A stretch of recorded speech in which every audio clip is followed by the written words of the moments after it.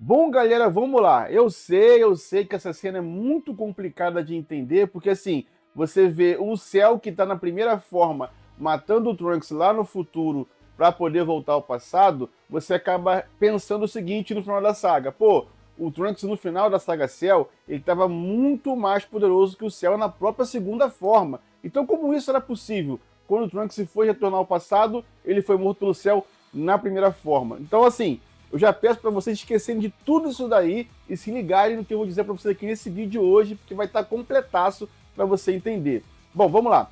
Primeiramente, galera, é o seguinte, quando o Trunks voltou ao passado pela primeira vez, porque assim, eu falo pela primeira vez, porque o Trunks que a gente viu já não era mais o primeiro, galera, ele já era o segundo Trunks.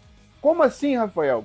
Por exemplo, quando você tem aquela parte lá que o Trunks, junto com o Gohan e com a Bulma, eles encontram aquela outra máquina do tempo, se ligou? Aquela máquina do tempo era do primeiro Trunks que tinha aparecido, que tinha retornado ao passado, entendeu? Então eu vou chamar esse primeiro Trunks participante da linha 1.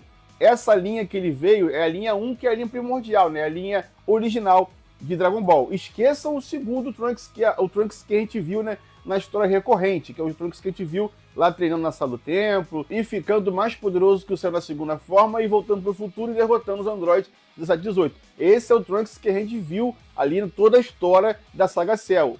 Esse Trunks que eu tô falando aqui agora, ele não apareceu, ele só apareceu naquela parte que teve aquela cena filler, onde o Cell na primeira forma matou ele. Então esse Trunks retornou ao passado, fez tudo parecido com esse Trunks que a gente conheceu na história recorrente. Só que é o seguinte, galera, nessa linha que o Trunks retornou, não apareceu nenhum Cell. Por quê? Porque era justamente esse Trunks que gerou esse retorno do Cell para a linha temporal número 3 que a gente conhece, beleza? Mas não, vamos chegar, daqui a pouco a gente vai chegar nessa linha 3. Nessa linha 2, os únicos vilões que tinham eram os androides. Podia ter o 16, 17 e 18, mas os únicos vilões que tinham naquela linha eram os androides. Então o que aconteceu? Esse Trunks, por algum motivo, conseguiu encontrar os projetos do Dr. Mach Zero, onde se encontrava ali, né, as plantas de como foi construído ali o Android número 17. Então o que aconteceu? Como não tinha o Cell, o que ele fez? Ele pegou esses projetos, levou para a Bulma ou do presente ou a do futuro, e assim ela conseguiu construir aquele controle remoto para destruir, para desativar os androides.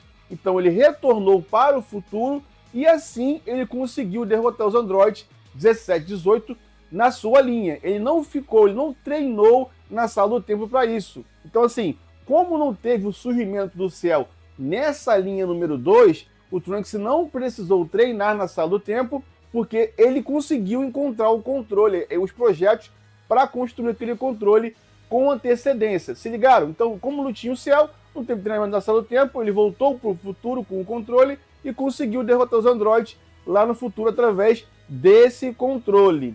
Mas quando ele foi retornar para o passado para contar para os Guerreiros Z que ele tinha conseguido derrotar os androides, aí que surgiu esse Cell, galera. Esse Cell lá da linha 1 acabou matando o Trunks que não tinha treinado na sala do tempo. Ele era um Trunks que estava fraco, um Trunks daquele nível que a gente viu ele lá no início da saga dos androides. Então por isso o Cell teve facilidade em derrotá-lo e roubar a sua máquina do tempo para sim retornar para o passado.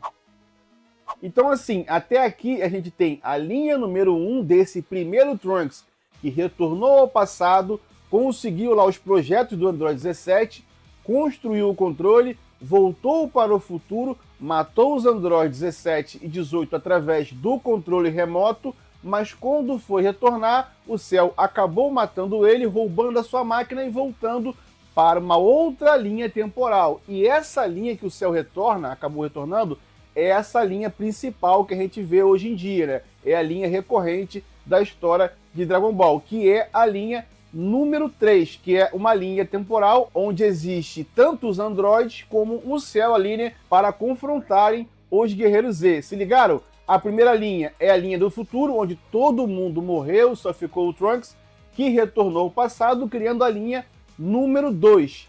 Esse Trunks, depois que derrotou os androides do futuro, foi retornar, foi morto pelo Cell, o Cell retornou para uma outra linha. E é aí que complica, por quê? Porque quando o Cell retorna ao passado, ele deveria retornar para a linha número 2, que é a linha onde o Trunks já havia matado o Freeza e o seu pai, já conhecia os Guerreiros Z e eles já tinham derrotado os androides. Se ligaram? Não a linha onde o Trunks nem havia chegado ainda. O Cell voltou para uma linha totalmente inédita para o próprio Trunks, que é a linha que a gente conhece hoje em dia, a linha número 3, onde passa toda ali a saga Cell, onde nós estamos até os dias atuais. Se ligaram? Então você entende que esse Trunks que o Cell derrotou, esse Cell que retornou ao passado, esse primeiro e único Cell que retorna ao passado, o Trunks que ele matou naquela linha era um Trunks que não havia treinado na Sala do Tempo. Mas como eu falei aqui agora, o que complica é o Cell ter retornado para essa linha. Mas assim, existem explicações, é claro, teorias de fãs dizendo que o Trunks não tinha ainda ajustado totalmente a máquina do tempo, por isso o Cell acabou retornando para essa linha que o Trunks não havia chegado, não havia frequentado antes, beleza? Mas claro, isso é apenas uma teoria de fãs que acaba se encaixando com a cronologia. Mas para mim o que mais pega é o lance dos projetos do Android 17. Por quê? Porque assim, quem fala desse laboratório secreto, que onde se encontravam esses projetos, é o próprio Cell. Como o Cell não existiu na linha 2, o Cell que eu estou falando, esse Cell que retorna ao passado, ele não teve esse Cell, tinha apenas o Cell, aquele embrião, né, aquele Cell que estava se formando ainda, então acaba se tornando uma história meio que incoerente. Por quê? Porque quem conta do laboratório secreto é o Cell, e ele não existe nessa linha temporal número 2, quem contou para os Guerreiros Z onde se encontrava esse laboratório secreto?